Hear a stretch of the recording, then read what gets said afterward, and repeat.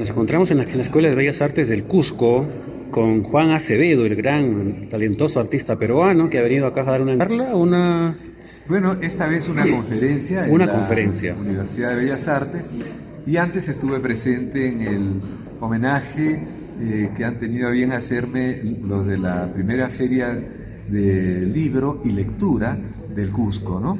Y ha sido muy grato encontrarme con el cariño de la gente que a Dios gracias me tienen, ¿no? Y que han reaccionado contra la censura que viví en Lima. Pero en Lima también ocurrió una primera gran reacción de la gente, a la que soy muy agradecido. Fue mi primera gran emoción, ¿no? De la sociedad civil, y esta vez la sociedad civil cusqueña. Vayamos en el pasado, Juan. Cuéntanos un poco de dónde eres tú, tus orígenes, tus padres. ¿Cómo no? Yo nací en el distrito de Pueblo Libre, en Lima.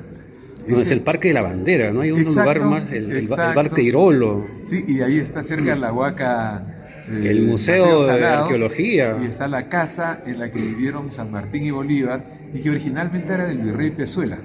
Así ¿no? es. En la casa de reposo, porque Pueblo Libre en esa época significaba un viaje desde Lima, con muchas chacras intermedias. Y en ese distrito alejado, ¿no? Yo tuve la dicha de crecer. Nací allí y crecí allí, ¿no? Allí he vivido hasta que cumplí 50 años. ¿Cuál recuerdo tienes de tu papá, de tu mamá? Mi papá, Enrique Acevedo Aro, es un hombre, como se decía a la antigua, de los que se hicieron a sí mismos. Él nació en un pueblito que no está en el mapa porque no es distrito, es un caserío en Otusco de la Libertad.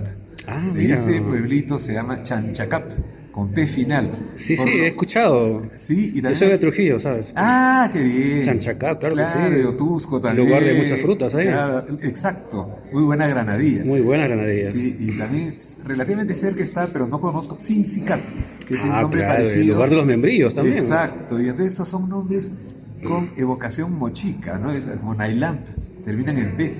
Y se me ocurre a mí que son los zorros de arriba, como diría Arguedas. Sí, ¿no? exacto, Sí, así es, nombres mochicas. Una unidad con los mochicas del litoral mismo, ¿no? Del mar. Bueno, pues entonces parece que ustedes son de origen capino, como dicen allá. Y mi mamá, su familia era tradicionalmente de Lima. Mi abuelo, de hecho el padre de ella era limeño, ¿no? Como todos nuestros antepasados desde el siglo XVI. De ellos hay papeles, o sea, está toda la historia. Desde que llegan en el siglo XVI hasta mí, todo está empapelado. En cambio, en el lado de mi papá no. Una vez yo le pregunté, papá, ¿y tú has conocido a tu abuelo? Y él me hizo un gesto así, que no le importaba. Los Acevedos. Los Acevedos, ¿no? Entonces, alguna vez me he encontrado, y no hace mucho, un Acevedo en una lectura, colaborador de Cáceres, ¿no? En la guerra con Chile. Y tenía un cargo así, siempre capitán. Y, o sea, ha peleado en el ejército de Cáceres y era de la zona también. ¿no? Pero no sé el vínculo, no, eso no sé nada. Por el lado de mi papá, digamos que es el peruano de la mayoría, que no tienen papeles. Y el lado de mi mamá es de los peruanos que tienen cantidad de papeles, porque de ellos se sabe desde que llegaron uno a uno los cargos que tuvieron y todo eso, ¿no? Me encanta esta parte de la historia de mis raíces, en las cuales reconozco al que se llama en sociología el cholo emergente, ¿no? Que es los mestizos, que es mi papá, y el otro lado los criollos, ¿no? Que es el lado de mi mamá. ¿Alguno de los dos tenía, digamos, algún vínculo con el arte? ¿Cultivaron un arte? Yo no sabría decirlo de manera tajante. Lo que puedo recordar es que mi mamá tenía el don, ¿no? De arreglar las cosas, de ordenarlas, de hacer también sus cosas de repostería, dibujar en ellas, ¿no? Entonces, digamos que cultivaba más la sensibilidad ella. Y mi papá era más como racionalista, ¿no? Si se quiere, no estaba para cosas así de sensibilidad que él consideraba probablemente sensibles, ¿no? Era un hombre que creía en la ley, ¿no? Y era un hombre abogado también y que aplicaba la ley como la entendía.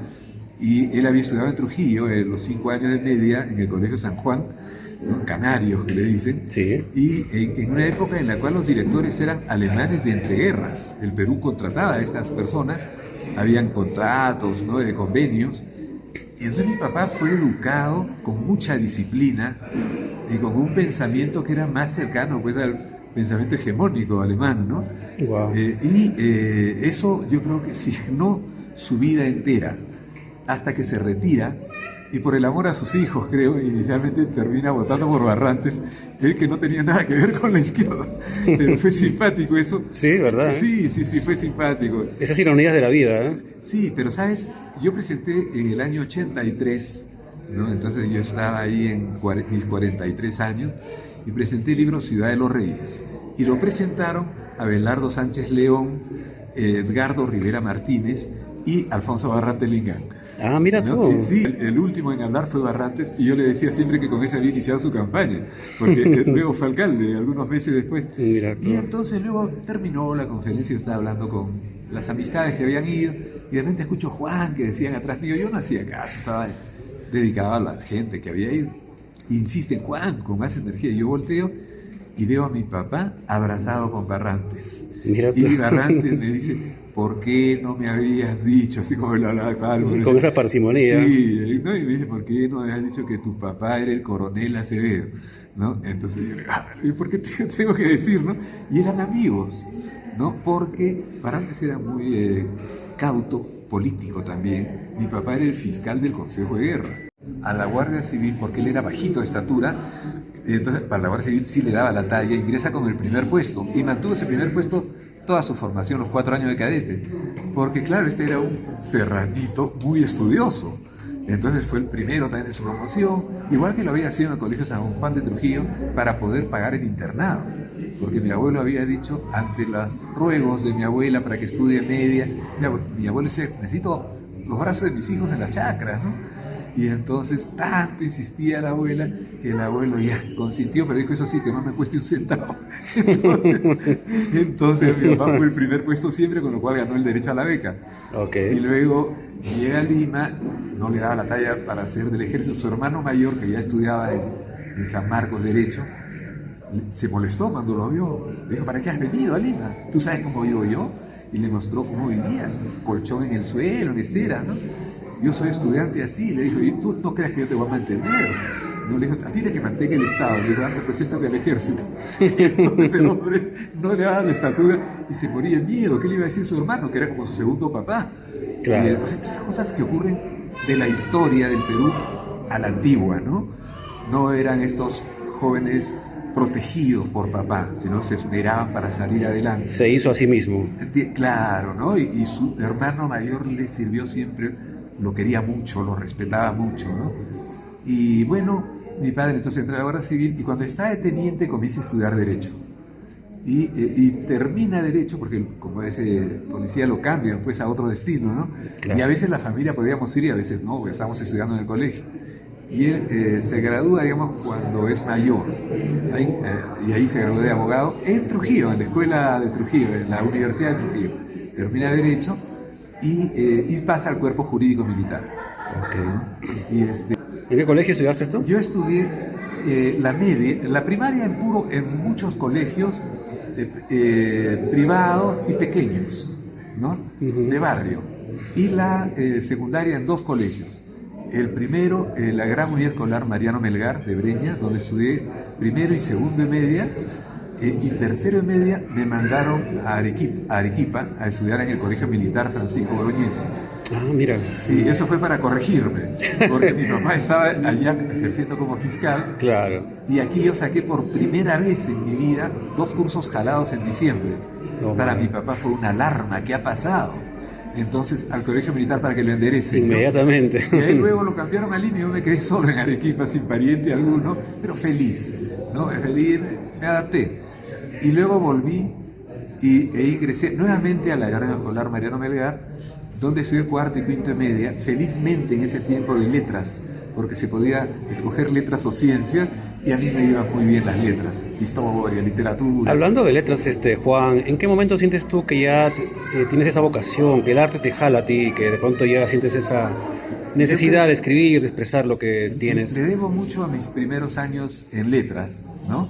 Y allí me di cuenta que mi vocación no era la abogacía, pero no sabía cuál era la vocación. Entonces yo pensaba, ¿qué seré, literato? ¿O seré psicólogo? ¿O seré filósofo? Estabas en esa búsqueda. Sí, en esa búsqueda. Entonces decidí que tenía que ser algo cercano al arte. me trasladé a la Universidad de San Marcos, ¿no? Yo había ingresado a la Católica en San Marcos, estudiando estética del cine. Me di cuenta que lo mío era la historieta, porque estudiaba ahí con Desiderio Blanco, que era mi profesor, y en los libros que leí estaba Humberto Eco, y Eco analizaba una historieta, y yo me quedé maravillado, porque esa era una pasión mía. Yo no había pensado dedicarme a ella. Encontraste una beta ahí en eso. Sí, exacto. Una beta. A eso me dediqué y me gustaba mucho lo que era literatura, historia del arte. Paralelamente volví a ingresar a la Católica, donde estudié pintura, sabiendo que no iba a ser pintor, pero me interesaba estudiar. Explorar, digamos. Exacto, ¿no? Y estudié en las dos universidades al mismo tiempo. ¿También has incursionado en la poesía en algún momento? Antonio Cisneros, el poeta, me decía, tú eres poeta, me dijo, al ver mis historietas, ¿no? Y yo le contesté de una manera espontánea, pero creo que no hice justicia al halago que él me hacía, porque le digo, poeta, no, yo soy narrador, le dije, porque la historieta es narración, Sí. ¿no? Él me dijo poesía, porque yo creo, en algunos casos es posible, no, perdóname la presunción, que algunas páginas mías lleguen a ser Estén poesía. en prosa, ¿no? Sí, pues, y prosa poética, ¿no? Sí, sí. Sí, y me gusta narrar a mí, ¿no? Mucho. Y en ocasiones, como cada persona, creo, podemos estar en poesía, ¿no? Perfecto. ¿Qué cosas te faltan por terminar? ¿Qué te falta hacer en la vida, Juan? Uy, varias cosas. Una, terminar mi historieta Tupac Amaru. Para eso he venido al Cusco, ¿no? Aquí un poco me ha sorprendido. Me enteré un poco antes de viajar que habían decidido darme el homenaje en esta Filco, ¿no? Agradezco mucho a las personas, ¿no? Que han decidido esto. Es un comité amplio, presidido por Pavel Hurtado, y les agradezco mucho, como también a las autoridades que asistieron a la entrega de este premio, que ha sido muy bello. La escultura es de Germán Romero, me parece muy fino artista. Entonces me voy muy contento con mi premio, que de verdad no sabía que iba a tener esta magnitud. Y luego me fui a Pinta, a Pampamarca, a Checacupe, La ruta de Tupac Amaru, ¿eh? Sí, qué interesante. Estoy en eso y voy a volver también para continuar con más pueblos, ¿no? Antes he estado también, claro, en Yanaoca, en Surimana, por supuesto. Esta vez no he podido llegar a Surimana por un problema de los vehículos. Claro. No iban combis, sino solo camiones. Mira. Si yo los esperaba, terminaban a las 2 de la tarde con la venta de carneros y no podía darme ese lujo, me fui a Tungazuca. ¿Quién es Juan Acevedo, en pocas palabras? Juan Acevedo es un ciudadano peruano, es un autor de historietas y es yo diría, inmaduro socialmente hablando, que todavía cree que es joven y eso no se le pasa, felizmente. Entonces por eso puedo hacer historietas. Digamos que te vas a una isla solitaria, ¿qué cosas llevarías? ¿Qué no puede faltar, que no podrías dejar de llevar? Creo que algunos libros. Me gustaría llevar la obra de Cervantes, la obra de Shakespeare, Mark Twain, ¿no? Bueno, un cargamento de libros, ¿eh? Bueno, ahí son 3 gruesos. Esos 3. Sí. Ya. Son autores que admiro. Y dime, ¿cuál sería tu principal virtud, según tú? Eso es difícil, hermano. Virtud. Yo creo que es una de las cuales yo no tengo decisión en ella, que es entregarme a la gente a través de mi pasión por la historieta, ¿no? ¿Y tu principal defecto? A veces me las tomo, quiero decir, alguien podría decir que soy un fresco. ¿En qué sentido? Que, pues... Tomas las cosas con mucha tranquilidad, Sí. dramas que podrían ser con el tiempo en que hago las cosas. Prefiero no violentar los tiempos en que estoy haciendo las cosas. Y la gente se puede desesperar, ¿no? Mencióname un libro que te haya cambiado la vida, que te haya motivado. Un libro que me haya cambiado mucho, Paco Yunque. Paco Yunque, de César gran Vallejo, Vallejo, ¿no? Yo lloré un día mientras lo hacía. Me comprometí mucho. Una canción. Una casi de la infancia, pero que me marcó. Tengo varias canciones, ¿no? Porque a mí me gusta también bailar y todo. Yeah. Me gusta la fiesta, Okay. pero no solo. Entonces, una canción de niño que recuerdo es un Payandé, que dice, ay, llevar cadenas y ser esclavo de un vil señor. Me pasé una Esa canción es una canción tristeza. afroperuana, Sí, ¿verdad? y era de una tristeza, ¿no? Y yo me acuerdo que a veces la cantaba mi mamá mientras estaba haciendo las cosas de la casa, muy bella y triste. Entonces por ahí me capturaban las canciones tristes. También esa otra argentina que dice, mirando correr el río, ¿no? Me dije casi en silencio, vas a tener que andar mucho para alcanzar a mis sueños, y sobre la arena fresca la cabeza dibujé de una pasión imposible que me escribía de Santa Fe. Es hermosa. Qué bueno, Tenía qué bueno. una soledad, una pena. Sí, sí. Y me capturaban esas canciones. Y ya más modernas, por ejemplo, me iba a los 8 años al colegio cantando esta de blue, de pinto di blue, pintado de azul. ¿No? Esa canción Conté. italiana, ¿te acuerdas? ¿No? Sí, sí. Entonces, esas me capturaban. Entonces, tenía una cierta tendencia a la pena, ¿no? Siendo un niño alegre, juguetón, La pero nostalgia. me capturaba la nostalgia, ¿no?